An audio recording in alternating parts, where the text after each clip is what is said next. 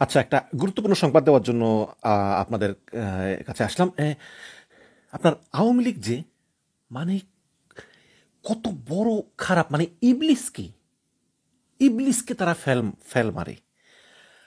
আমরা যদি চলি গাছের পাতায় পাতায়, ওরা চলে গাছের শিরায় শিরায়। এবং আওয়ামী লীগের অপকর্মগুলো খালি চোখে তো আপনারা দেখতে পারবেনই না, মাইক্রোস্কোপ দিয়ে দেখতে হবে।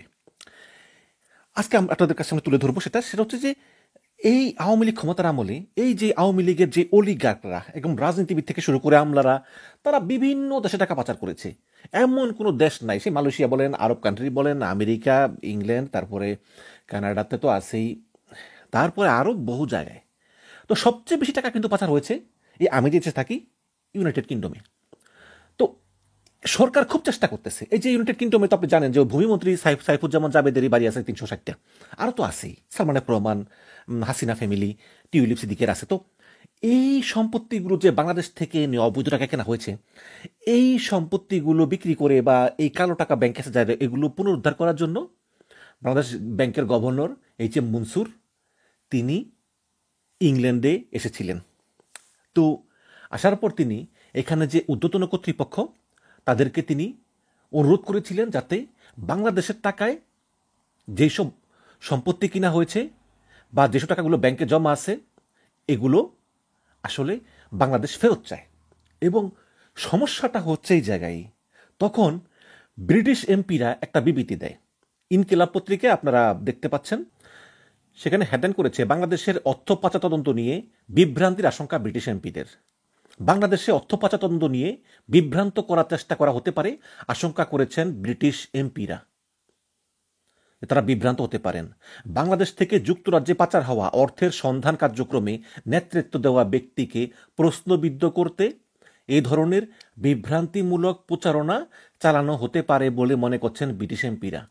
মানে এই যেই টাকা পাচার যে আনবে ইংল্যান্ড থেকে, এটা নেতৃত্ব দিচ্ছে বাংলাদেশ ব্যাংকের গভর্নর, তাকে প্রশ্নবিদ্ধ করতে বিভিন্ন বিভ্রান্তিমূলক প্রচারণা চলতেছে। এটা কে বলতেছেন? এটা ব্রিটিশ এমপিরা বলতেছেন। সোমবার ব্রিটিশ সংবাদ মাধ্যম দ্য গার্ডিয়ান তো আমরা চিনি, অত্যন্ত ঐতিহ্যবাহী একটা সংবাদ মাধ্যম ইংল্যান্ডের। তো ব্রিটিশ সংবাদ মাধ্যম দ্য গার্ডিয়ানের এক প্রতিবেদন এসব কথা বলা হয়েছে। এই সংবাদে বলা হয় যে বাংলাদেশ ব্যাংকের গভর্নর আহসান এইচ মনসুরকে নিয়ে এই সন্দেহজনক ইমেল পেয়েছেন ব্রিটিশ এমপিরা। মানে বাংলাদেশ ব্যাংকের গভর্নর আহসান এইচ মনসুর উনি যে কত খারাপ মানুষ, এটা নিয়ে ব্রিটিশ এমপিদেরকে একটা গোপন জায়গা থেকে অনবরত ইমেল করা হচ্ছে, ইংলিশে ইমেল করা হচ্ছে। বাংলাদেশ ব্যাংকের এই শীর্ষ কর্মকর্তা গভর্নর আহসান এইচ মনসুর তিনি বর্তমানে লন্ডনে অবস্থান করতেছেন এবং সেখানে তিনি বাংলাদেশ থেকে পাচার হওয়া বিপুল সম্পদের সন্ধানে যুক্তরাজ্য সরকার ও বিভিন্ন বেসরকারি প্রতিষ্ঠানের সহযোগিতাও চেয়েছেন। এইসব অর্থের কিছুটা যুক্তরাজ্যে সম্পত্তি কিনতে ব্যবহার করা হয়েছে এবং বাকিগুলো ব্যাংকে আছে। বাংলাদেশের ক্ষমতাচ্যুত প্রধানমন্ত্রী শেখ হাসিনার ভাগ্নি ও যুক্তরাজ্যের সাবেক সিটি মিনিস্টার টিউলিপ সিদ্দিকও এই অর্থ পাচার বিষয়ে সন্দেহের তালিকায় রয়েছে। চলতি বছর ঢাকায় দুর্নীতি দমন কমিশন তার বিরুদ্ধে একটি মামলা করে, যার পরিপ্রেক্ষিতে টিউলিপ মন্ত্রিত্ব থেকে পদত্যাগ করেন। তবে টিউলিপ সেসব অভিযোগ অস্বীকার করেছেন। এখন ব্রিটিশ এমপির আশঙ্কা করতেছেন যে বাংলাদেশে এই যে এই ইমেল করা হচ্ছে একের পর এক, যে গভর্নর আহসান এইচ মনসুর তিনি লোক ভালো না, আরও বিভিন্ন কথাবার্তা বাংলাদেশ সরকারের বিরুদ্ধে, ইউনুস সরকারের বিরুদ্ধে। তো ব্রিটিশ এমপি আশঙ্কা করতেছেন যে এই যে একের পর এক ইমেল করতেছে, এতে বাংলাদেশের যে টাকা পয়সাগুলো যে পাচার হয়েছে এই দেশে, এগুলোর তদন্তেরটা আরও জটিল হয়ে উঠতে পারে। কারণ এই বাংলাদেশ ব্যাংকের গভর্নর আহসান এইচ মনসুরের বিরুদ্ধে মিথ্যা সংবাদ প্রকাশ করা হচ্ছে। তখন সাংবাদিকরা গভর্নর মনসুরকে জিজ্ঞেস করেছিল যে ঘটনা কি। তখন গভর্নর মনসুর বলেছেন যে যারা এই টাকাগুলো পাচার করেছে তারা আমার সুনাম নষ্ট করতে নানাভাবে আমাকে টার্গেট করতেছে। তো এই গেল ইনকিলাবের ঘটনা। এখন প্রশ্ন হচ্ছে যে আসলে কারা কারা এই গোপন ইমেল করতেছে গভর্নর আহসান এইচ মনসুরের বিরুদ্ধে, ইউনুস সরকারের বিরুদ্ধে, একের পর এক ইমেল করতেছে ব্রিটিশ এমপিদের কাছে, তাও আবার এগুলো খুব ভালো ইংলিশে লেখা।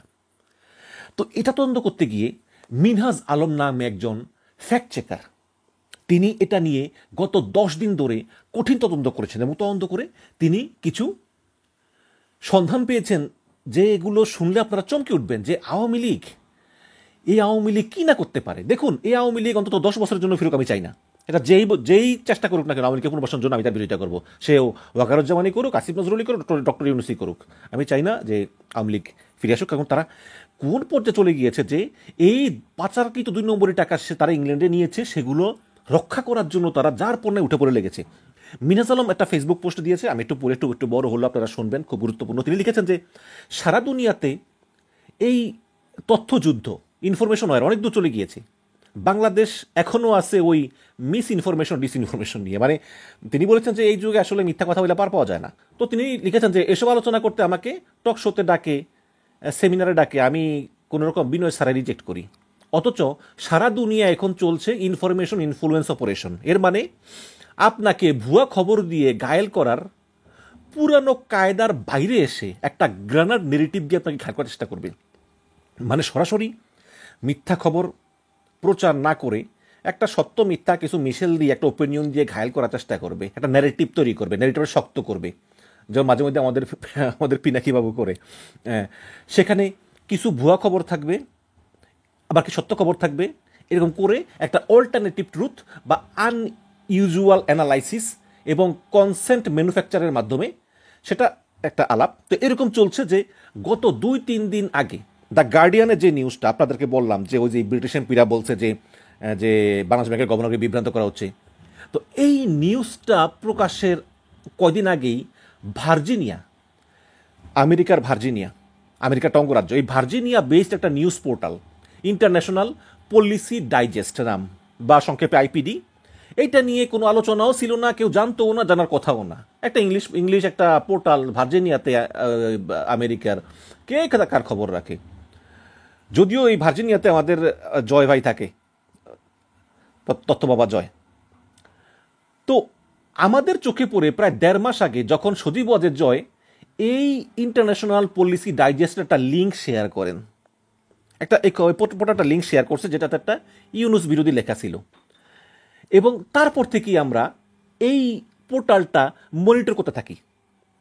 এটা মূলত একটা বিদেশি ওপিনিয়ন প্ল্যাটফর্ম, যেখানে যে কেউ লেখা ছাপাতে পারতো। এটা একটা মানে ওপেন প্ল্যাটফর্ম, এটা যে কেউই তার ইংলিশ লেখা সেখানে ছাপাতে পারে, ওপেন প্ল্যাটফর্ম। কিন্তু আমরা দেখলাম যে হাসিনা পালিয়ে যাওয়ার পর, মানে 5ই আগস্টের পর, কোনো একটা অদৃশ্য কারণে সেই পোর্টালে 5ই আগস্টের আগে বিভিন্ন দেশের বিভিন্ন লেখকরা তাদের লেখা ছাপাতো, কিন্তু 5ই আগস্টের পরে কোনো এক অদৃশ্য কারণে তারা বাংলাদেশের ক্ষেত্রে শুধু ইউনুস বিরোধী লেখাই ছাপতো। তো আমরা সেই সকল ওপিনিয়ন পিসগুলি প্রতিদিন ট্র্যাক করতাম। ফাইনালি আমরা তাদের অপারেশন ট্র্যাক করতে সক্ষম হই, এবং মূলত ইউনুস বিরোধী লেখা ছাপানোর জন্য প্ল্যাটফর্মটিতে ভুয়া লেখকদের ব্যবহার করা হতো। ওই চ্যাট জিপিটি দিয়ে আসে না, ওই যে ওপেন এআই, এইসব আর্টিফিশিয়াল ইন্টেলিজেন্স সফটওয়্যার দিয়ে তারা ভুয়া লেখক ব্যবহার করত। এবং আমরা প্রত্যেকটা ফেক অধর্ব চিহ্নিত করতে সক্ষম হই। মানে যারা এরকম এআই দিয়া ভুয়া লেখা ওখানে পাঠাইতো, ওগুলো হ্যাক করে এই মিনহাজ প্রত্যেকটা লোককে চিহ্নিত করেন। কিন্তু তাদের কার্যক্রম সম্পর্কে আরও শক্ত প্রমাণের জন্য আমরা 2টা ভুয়া লেখক তৈরি করি, একজন নারী একজন পুরুষ। তো আমরা 2টা লেখা পাঠাই, মানে এই মিনাজ সাহেব তারা ছদ্মবেশে, তারা লেখক হইয়া তারা 2টা লেখা পাঠায় সেই পোর্টালে। একটা লেখা হচ্ছে একজন ইউনুস এবং জাতিসংঘ, ইউনুস এবং জাতিসংঘ তারা যে ওই যে হাসিনার বিরুদ্ধে যে ফ্যাক্ট ফাইন্ডিং রিপোর্টটা দিছে, এটাকে কঠিন সমালোচনা করে, মানে ছদ্মবেশে আর কি, ইউনুসের সমালোচনা এবং জাতিসংঘের তদন্তের সমালোচনা, এটা করে একটা লেখা আমরা পাঠাই। আরেকটা লেখা আমরা পাঠাই এক মহিলাকে দিয়ে, সেটা হচ্ছে নতুন যে দল, ওই যে নাহিদদের এনসিপি, সেই এনসিপির পক্ষে একটা লেখা, যে তারা কিভাবে হাসিনাকে পরাজিত করেছে, তারুণ্যের জয় হয়েছে ইত্যাদি। 2টা লেখা পাঠাই, এবং 2টাই আমাদের তৈরি ভুয়া প্রোফাইল এবং ভুয়া ইমেল এবং ভুয়া সোশ্যাল মিডিয়া প্রেজেন্স তৈরি করা একটা মানে ভুয়া লেখকের নামে ছদ্মবেশে, এবং করে 2টা লেখা পাঠায়।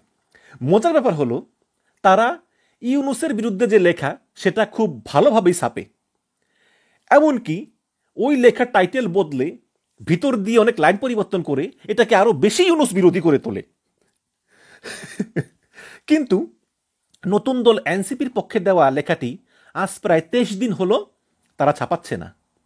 যখন সম্পাদককে ইমেল করলাম যে ছাপাচ্ছেন না কেন, তখন তিনি ওই বিভিন্ন ভূগোল বুঝ দেয় যে হচ্ছে সেই হচ্ছে আমাদের ওই ইয়া নাই, আমাদের ওই যে যারা প্রুফ রিডিং করে তারা নাই, যারা ওই যে দেখে লেখাটি আছে তারা নাই, এরকম এরকম আর কি বিভিন্ন আজে বাজে মানে ভূগোল বুঝ দেয়।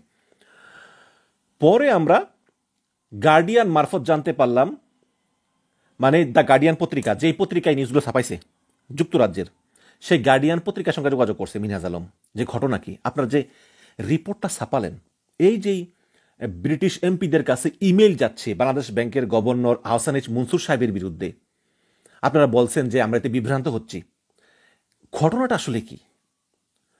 তখন এই গার্ডিয়ান বলছে এই পোর্টাল থেকে কপি করে এই ইমেলের মাধ্যমে আমাদেরকে অনবরত ইমেল করা হচ্ছে, যাতে বাংলাদেশ সরকার এই যে কালো টাকা ফিরিয়ে আনতে চায় বাংলাদেশে ইংল্যান্ড থেকে, এটা যাতে ব্যাহত করতে পারে।